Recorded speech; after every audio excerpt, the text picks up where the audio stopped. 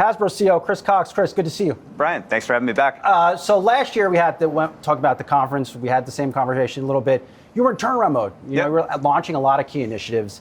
So my question to you is, the platform has changed. Your company's so different. Are you still just a toy company? Well, I think we're a toy company in the most general sense that, we're in the industry of play and we make physical things as well as digital things. But I'd like to think that we're helping to redefine what a toy company can be. To me, a toy company of the future is aged up, it's digital, and it's heavily partner-based. And I think that's been key to each of our turnaround nodes.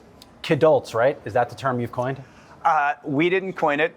We use it now and then, but speaking for all kidults, me being one, I'd prefer just to call them fans. Is it fair to say that older, maybe it is kidults, people over the age of 13 are powering Hasbro's business? Oh yeah, 60% of our sales are to consumers 13 plus. I think no other toy company in the industry can claim that. Why do you think that age demographic is coming back to toys? Well, I think it's a couple things. Three things really animate our strategy. I think the first thing is everyone plays. Play used to be something when we were kids where it largely stopped around the age of 12. I'm still a kid. Yeah, totally. Kidult. Now I think with the rise of digital, which is the second theme, it really powers a lifelong relationship with play. And so that's big and important to us as well. And then last but not least, partnerships. One company can't do it all itself. You have to work with multiple partners, and we have some of the best in the business. We work with Disney, we work with Takara Tomy in Japan, we work with Scopely, and they help us really propagate our brands and drive play. Are the people in this room, a lot of investors, analysts, are they giving you, when you talk to them, are they giving you credit for your pivot into gaming? There's been a lot of deal activity in the gaming industry. A lot of these companies have sold at higher multiples, but based on my work, I don't think that's priced into your stock.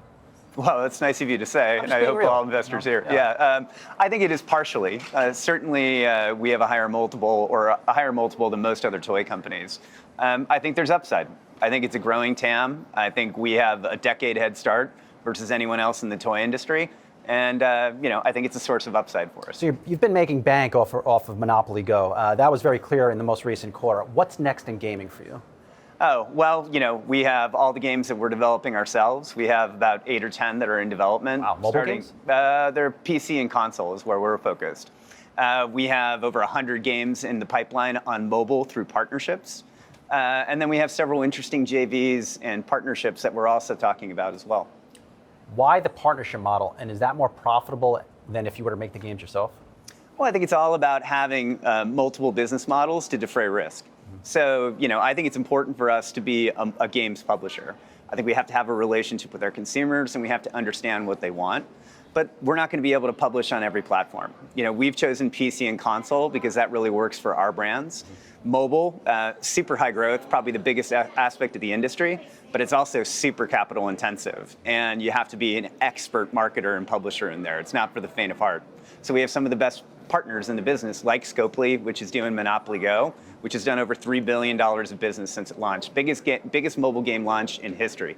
I talked to the CEO yesterday of your largest competitor. I'm sure you know who they are. He was unwilling to say that the fourth quarter of the holiday season would be up. What's your view on the holiday season, given everything we're seeing in the macroeconomy? I think right now the consumer's holding up pretty well, and I think the toy industry is returning to its traditional role as a resilient category that retailers can rely on. Certainly, we're seeing our toy business being up in Q4. One number from your most recent quarter really left an impression with me. Inventory, down 51% year over year. 2 parts. How is that happening? And will you have enough inventory for the holiday season? I have never seen a decline like that before in the toy industry. Well, a little bit of that is we weren't as responsible about it as we should have been a couple years ago. And so I think we've made a lot of moves to make sure that doesn't happen ever again. So too much inventory. Yeah, we had too much inventory coming in 2022 out of the pandemic. And so we've right-sized that. We've also done a ton of work to put in the right processes, right procedures, right talent to manage our inventory. So not only is our inventory down, the cost of our products are way down as well. Supply chain is going from what I would say was a weakness for us in 2021 and 2022 to a real source of differentiation and strength for Hasbro. So if I want a new Nerf gun this holiday season, I'll be able to find it. Yes, but I would say buy early. Okay, fair enough. Hasbro CEO Chris Cox, good to see you. Brian, thanks so much. All right, I appreciate it. Always great to get some time with you. We'll be right back on Yahoo Finance.